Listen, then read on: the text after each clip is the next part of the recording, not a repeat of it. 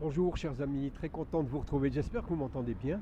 Alors j'aimerais revenir un peu sur l'actualité, évidemment, merci pour les partages, merci pour les commentaires. N'oubliez pas de pousser la radio, de mettre des pouces un peu partout. Alors répondre évidemment aux cancres qui viennent m'attaquer en disant que je passe la brosse, que je serai payé par l'Algérie, par le DRS, etc. Ben pas du tout, non, non, c'est pas ça, mais dans un contexte où l'Algérie est attaquée de partout par des crapauds et des crapules et des stipendiés, et des tarifés, eh bien, il m'a semblé de mon devoir, modestement, de démentir avec mes moyens. Moi, je ne suis pas un youtubeur qui a des centaines de milliers de vues, donc je ne suis pas du tout un influenceur, je suis simplement un citoyen qui donne son opinion, parce que c'est dans ma nature, c'est mon envie aussi de dénoncer donc ces racailles, et tant mieux à ceux dont le niveau par exemple, d'un Abdou Semar leur convient. Voilà, s'ils adorent les discours au ras des pâquerettes, le discours de Serpierre, des Daoud, etc.,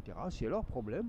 S'ils vont dans le même torrent de boue qu'un certain Driancourt, ou le torrent de boue aussi déversé aussi à l'époque par Kouchner, qui disait que l'Algérie était une destination les plus dangereuses, etc.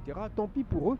Eh bien, pour revenir à l'ONU, le représentant de l'ONU est venu effectivement, le discours habituel, l'Algérie État qui colporterait du terrorisme, etc., etc. En fait, vous savez, on n'apprend rien, il n'y a rien de neuf sous le soleil.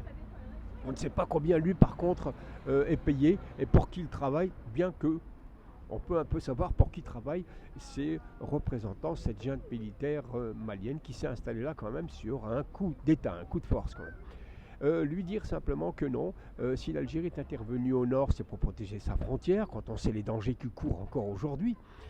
Et puis rappeler que, simplement un exemple de quelqu'un de neutre qui avait dit au sujet de l'Algérie, merci à l'Algérie d'avoir permis aux Touaregs de l'Azawad d'avoir nous donné cette espèce de sécurité, de périmètre de sécurité qui était l'Azawad. Sinon, l'armée malienne nous aurait tous dézingués. Merci à l'Algérie, disait donc le leader du groupe Tinariwen, qui est le pluriel de Ténéré, le désert en Touareg. Eh bien, ce chanteur a même dit j'ai troqué ma Kalachnikov contre une guitare quand dans le sud algérien, j'ai rencontré un Algérien qui m'a appris la guitare et depuis, eh bien, je continue mon combat via la musique. Ça, c'est un témoignage. Ça, c'est un témoignage du leader du groupe Tinariwen. Et donc, celui-là, il est dur d'aller contre lui puisqu'il n'est ni algérien, il n'a aucune raison de défendre l'Algérie, il dit le fond de sa pensée et toque sur le bec donc du représentant du Malien, du Mali. Laissons ça de côté, chers amis, et allons voir un petit peu ce qui se passe du côté de notre chère France, au moment où on prépare, où la panthéonisation de Robert Badinter se précise. Eh bien, on apprend ce que certains savaient déjà, qu'en fait, il était de gauche quand ça l'arrangeait, et il était très très libéral quand ça l'arrangeait aussi. On apprend que c'était un avocat d'affaires qui a fait beaucoup de pognon avant 81, et peut-être même après, et que lorsqu'il défend la peine de mort, je rappelle simplement que son discours de 81 n'arrive pas du tout à la cheville de celui prononcé un siècle auparavant par Victor Hugo, qui avait de lui-même dénoncé la peine de mort, mais avec un véritable talent. Et Victor Hugo n'était pas un homme intéressé. Victor Hugo, au passage, rappelons qu'en 1857, dans son livre Choses vues, il disait au sujet de l'Algérie: la liberté, la civilisation est entrée en Algérie via une guillotine. Tout était dit à cet homme qui était très clairvoyant. Alors Badinter, qui défendait la peine de mort, mais comme dira M. Coussard récemment, la peine de mort, mais pas pour les enfants gazaouis.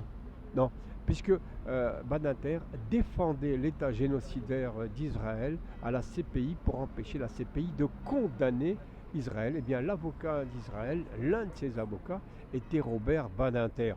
Une grosse contradiction quand même entre un homme qui se bat contre la peine de mort d'un côté et qui défend un génocide. Tout ça est très très curieux, mais ça fait partie du dessous des cartes, chers amis.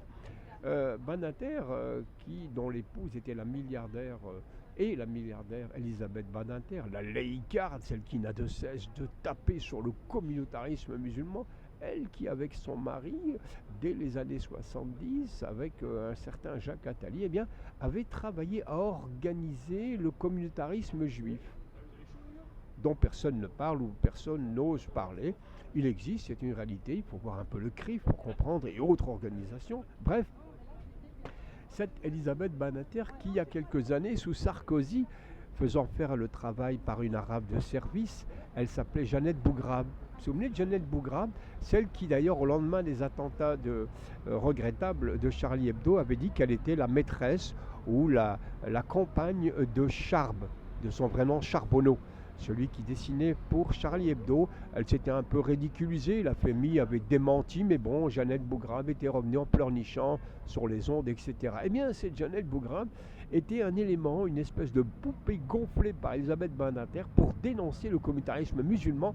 Cette Bougrab s'était rendue aussi célèbre en dénonçant une espèce de crèche où les femmes qui travaillaient portaient un voile, et elle dénonçait Bougrab avec le courage qu'on lui connaît, le communautarisme et tout le baratin. Elisabeth Badinter trouvait ça vachement sympa de jouer sur la laïcité tant que la laïcité concernait l'islam. D'ailleurs, on s'étonne aussi de ne pas entendre Elisabeth Badinter avec la flottille pour Gaza, dont notamment Greta Thunberg et d'autres femmes ont été violemment tabassées, humiliées dans les prisons, dans les geôles de la grande démocratie du monde, n'est-ce pas, à qui d'ailleurs Greta Thunberg, on a tenté de l'humilier en lui faisant embrasser le torchon israélien. Voilà.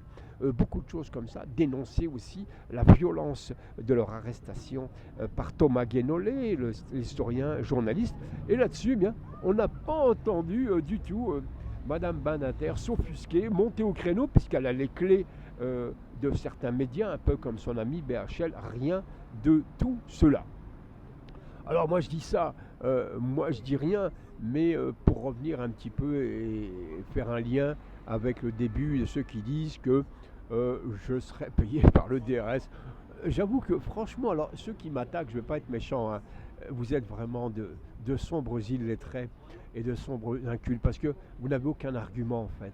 Si ce n'est pas l'injure, c'est une phrase, mais vous ne développez même pas en fait vos arguments, et vous me faites honte en fait de partager la même nationalité que vous, quoi. Voilà. Enfin, bien que vous ne soyez pas les représentants de ma nationalité, mais vous êtes quand même assez pitoyable. J'aimerais quand même rappeler que quand un pays est attaqué, moi j'aime la France, et quand la France est attaquée, une certaine France, je la défends. Je ne défends pas la racaille des voyous, des crapules, des usuriers de la finance et autres qui crucifient ce pays. Je défends les grandes valeurs en citant par exemple Victor Hugo tout à l'heure, en citant Jean-Paul Sartre, qui a été un grand avocat aussi pour l'indépendance algérienne, ou Janson. Mais quand l'Algérie est attaquée, notamment quand on s'attaque aux femmes, je trouve ça dégoûtant. Récemment, c'était Iman Khelif, notre championne olympique 2024. J'aimerais rappeler quand même que chez nous, en Numidie, on va dire ça comme ça, eh bien, 2 siècles avant Jésus-Christ, on avait un immense sportif qui a été ignoré. C'était Mastanabal, qui était le père, je crois, de Jouba I et Jouba II. Mastanabal qui fut un champion en Grèce, qui avait remporté 4 médailles d'or dans les courses de chars. Vous vous souvenez, Bénur? Eh bien, c'était Mastanabal, l'Algérien, on va l'appeler comme ça, qui avait remporté ces titres-là. Donc nous avons dans l'ADN aussi de grands sportifs d'hier à aujourd'hui. Mastanabal, dont le petit-fils, Jouba II, fait aussi, bien avant les rigolos collabos scribouillards que sont les Daoud ou les Sansal, qui sont vraiment des turiféraires. Vous savez, ceux qui passent la brosse, eux passent vraiment la brosse et Chita. Et eux sont payés par d'autres DRS que moi, d'autres DRS. Ils ont l'argent. L'argent sale, mais ils l'ont quand même. Et alors, dire que Jouba II fut un des tout premiers écrivains de l'ère littéraire, si j'ose dire, puisque Jouba II est un immense intellectuel qui a écrit une 50aine de livres disparus, mais dont nous avons les traces dans les chroniqueurs, retrouvons les traces dans les chroniqueurs latins. Jouba II aussi, qui fut un polyglotte, puisqu'il parlait sa langue natale, qui fut l'ancien berbère, qui parlait l'arabe. Eh oui, il parlait l'arabe. Il parlait aussi le latin, il parlait le grec. Donc j'aimerais, moi, prendre référence sur ces hommes-là, dont je me sens plus proche d'un Mastanabal, d'un Jouba II, et d'autres, évidemment, plus tard, que les ringards médiatisés aujourd'hui dont le rôle est de faire uniquement les rapporteuses de pissotières au quotidien, au service donc de l'ancien potentat colonialiste, on va dire ça comme ça. Donc tout ça, moi j'ai bien envie de dénoncer tout ça, chers amis. Voilà ce que je voulais vous dire. Alors tout ce qui arrive, évidemment, c'est la faute de l'Algérie. Le gouvernement qui est tombé, c'est l'Algérie. Les révoltes au Maroc, j'ai entendu dire certains youtubeurs assoiffés de notoriété que c'était aussi l'Algérie qui manipulait. J'ai même entendu, alors là, grotesque, mais on est là pour rire aussi, que si le gouvernement ne s'est pas mis en place récemment avec le Cornu, c'est à cause de l'Algérie, parce que Rotaillot aurait voulu exacerber encore une fois sa rancune sur l'Algérie, et que le Cornu n'étant pas trop d'accord avec ça, eh bien Rotaillot se serait un peu rebellé. Enfin, vous voyez qu'on fait un peu tout et n'importe quoi. Rotaillot d'ailleurs, qui avait été un peu cocu. Vous savez, c'est comme le mari qui rentre chez lui et qui il entend du bruit dans l'armoire et il s'aperçoit que son épouse n'était pas seule. Eh bien, c'est un peu ce qui s'est passé avec Rotaillot, parce que quand Rotaillot a rencontré le Cornu, on lui a présenté, sans lui avoir prévenu à l'avance, on lui a présenté son pire ennemi, un certain Bruno Le Maire, et là, ça a été considéré comme des cornes de Le Cornu, que Rotaillot ne supportait pas, mais ça, évidemment, c'est la faute de l'Algérie. Merci à toutes et à tous. Puis n'oubliez pas de commenter, évidemment. Merci infiniment.